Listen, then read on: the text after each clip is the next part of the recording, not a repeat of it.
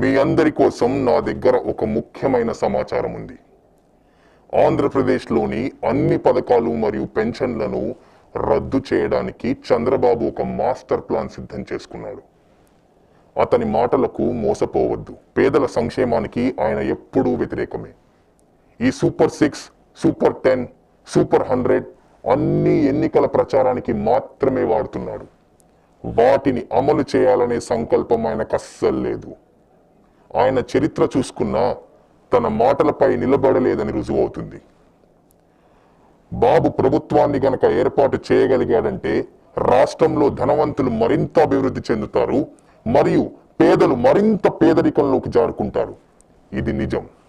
కాబట్టి మీ భవిష్యత్తును నిర్ణయించుకునే శక్తి మీ చేతిలోనే ఉంది.